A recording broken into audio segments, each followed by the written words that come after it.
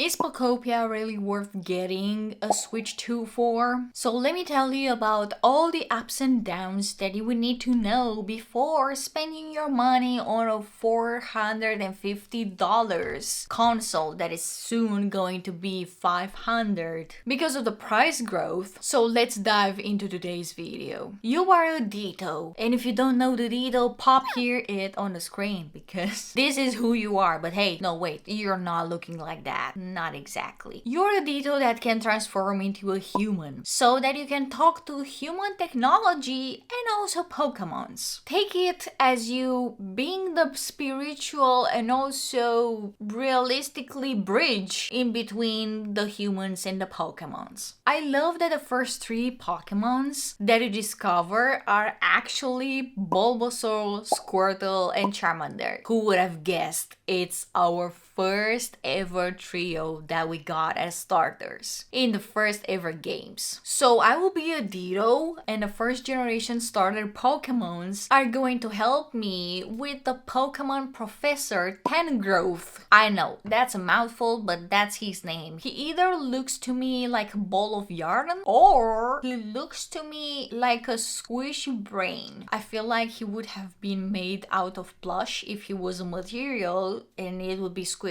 So yeah, don't judge me, but this is how I envision him, okay? But Tangrowth, I've never seen him in any other Pokemon, in neither the Pokemon anime, neither on the Pokemon TCG cards, in anything. You know where I saw him for the first time? I saw his sub-evolution into the new Pokemon Winds and Waves trailer. And if you don't know about that, I'm having a video on my channel that I strongly recommend you to watch. You will learn abilities from the other Pokemons, such as growing grass, watering the plants, or the earth, because Pokemons apparently need to have a watered soil so that they can move smoother on them, and you're going to see all the hustle about that once you get to the Slowpoke part of the story, because you know. And you're asking me, wait, does this cozy simulation game have a story? Yes, you're having quests and you're having stuff that are helping you progress to the story, but at the same time, you can explore a lot of the biomes and a lot of the stuff that you will need to do in that specific zone. But the goal is for you to accomplish the needs of your Pokemons with the help of your abilities that you have achieved from them, and at the same time make everything as comfortable as you can for them, because you're going to play kind of like a tycoon of a hotel regime, because you're going to have a hotel for all your Pokemons. You're going to fulfill their needs, you're going to fulfill their comfort level, you're going to do everything for them and about them so that they would help you build houses and eventually build the Pokemon Center, because you need to rebuild the Pokemon centers in every biome before the story progresses you to the other biome. You will learn abilities such as arranging the soil for the crops, and even planting some of the tomatoes and beans that you're having in your inventory, or just find them flying around. You would be able to punch rocks so that you would destroy them and you would rebuild your houses, and you're able to steal everything in this game. If you're finding a table, you can swallow it and put it in your pocket. It really is this Ditto aspect on the Kirby aspect, but Kirby was more of a I'm swallowing everything and I'm becoming the specific shape of the thing that I swallowed, but at the same time, he could have swallowed only one thing at a time, but you're having a ginormous inventory, and I freaking love it because I'm getting too many Lepa berries and I had too many decorations and furniture for all my Pokemons and my Pokemon needs. And I did Environment 5, I believe, because I had at some point 25 Pokemons only into the starting biome of the game, like the one that you're doing the tutorial and everything, before I even made my Pokemon Center, because I got stuck, okay, on the Onyx quest. But then I was like, hey, I got to level 6 environment. I had gathered a lot of recipes. It was an adventure. It was literally an adventure. And the best word for this game is adventure, because you can do it with friends, you can do it solo, you can do it with your Pokemons, you can do it without them if that's possible, because they basically will build you your houses. But anyways, you can also build houses from things that you're stealing, but that wouldn't be the point of the game, right? Why is it named Pokopia then? Yeah, it doesn't make any sense anymore. You will have a list of the habitats called the habitat decks, but you can also discover habitat clues on the map by having some super glittery star traces onto the ground, so that you would discover a specific habitat and then see a shadowy figure and probably would try to guess, just like I tried to guess multiple times, what is that Pokemon under the shadowy silhouette. I need to know who they're going to give it to me, so I know if I'm making this habitat a priority or not over the other ones that I'm having, because it's a goddamn list of it. I'm like having 50 of them by the point I had 20 Pokemons. So now that I'm having 40 plus Pokemons and I'm in Bleak Beach, the second biome, probably I'm having around 120 habitats or traces or something. No, I believe I'm not having a lot of like that. I believe I'm having around 80, and by the time I'm having 40 Pokemons, that's a lot because it's doubled, literally doubled. You can craft and have a mission and the Nook Miles system, which is kind of cool. But here they are not called Nook Miles, they are called life coins. And you're getting life coins for every completed mission, with which you redeem toys, decorations, relaxation items, whether it's a chair, a sofa, or a bed. DIYs, but here they are called recipes, so we're just going to scratch that name from Animal Crossing because we are not DIYing anymore. And everything that your Pokemon habitats may need.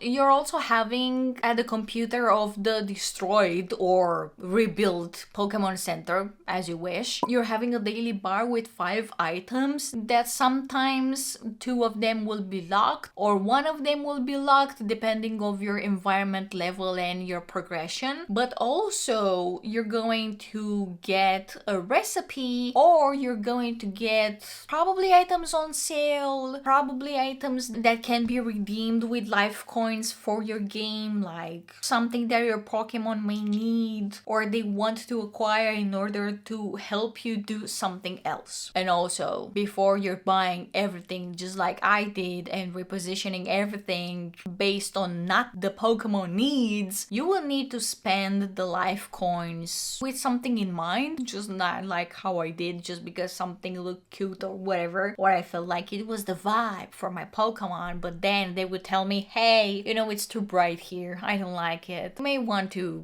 get that. And now I'm having like 2 chests full of decorations and lamps and everything, because yeah. And also everything runs out, you're buying them once. Yeah, well, I mean, well, yeah, not the set of the houses, at least thankfully, but yeah, the items, they're running out, so be mindful of that. For my first 5 hours into the game, I can say confidently that I already had around 15 Pokemon, so I did everything so fast and I restored a lot of the habitats with knowing, and some of them without even knowing. And then I realized that my Pokemon was screaming to a bush, who is there? Is someone there? And I was like, there's gotta be a new friend because I don't believe he's delusional or something. I saw that some content creators can fly, and I cannot wait to get to the point where I can fly, because right now I only know how to swim, and apparently swimming, it's not for me, or at least I haven't swum at all. I don't really see why I would pick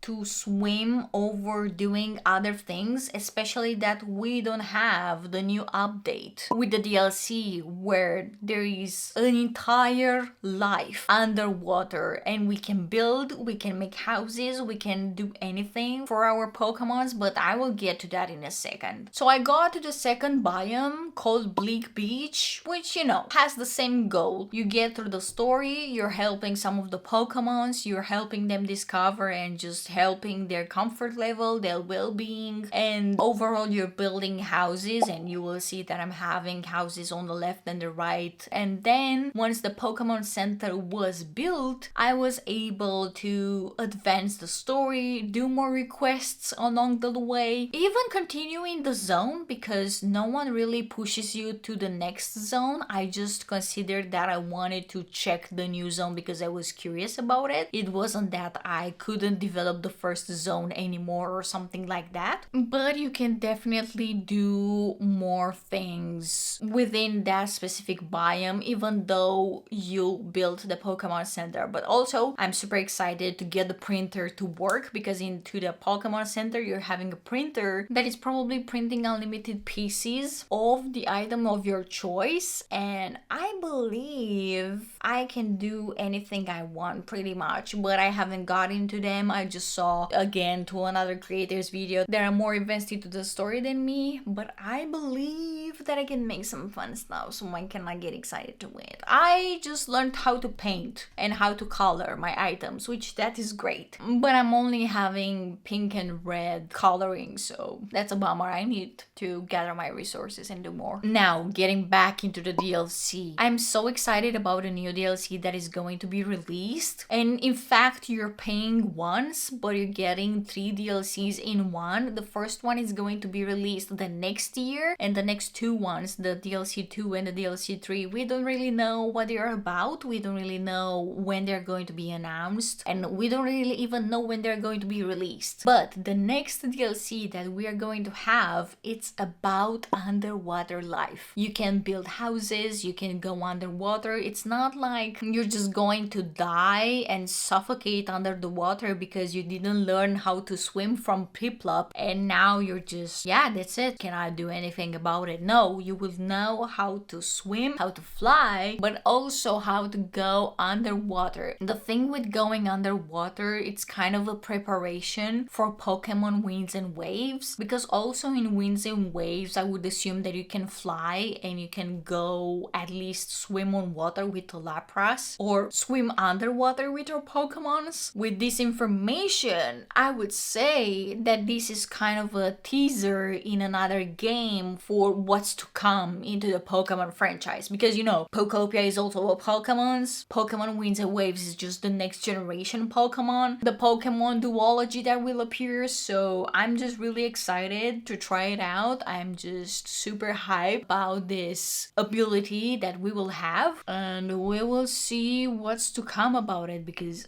I'm super excited. My excitement is through the roof. I really fell in love with the game, and even if at times it feels overwhelming, I think overwhelming is the best way to describe it, and not in a negative way. I feel like it's overwhelming with a lot of features that they're coming naturally to you, and they're coming in a way that it makes the game cozier, and it makes the game more addictive, and it makes you stay more into the game, and it makes you ignore your responsibilities. But hey, that's what the game does to you. Who am I to lie to you, right? For sure there are more things to the game that even I don't know, but I'm excited to try them out. And if you feel like I missed something or I didn't get to a specific point where I could gain a specific ability, let me know down in the comments below, because I'm super excited about it. Don't forget to subscribe to the channel, because I'm posting videos every Thursday and bi-weekly on Sundays. I'm also posting daily content on Instagram 3 times per week, and I will see you in the next video. Bye bye!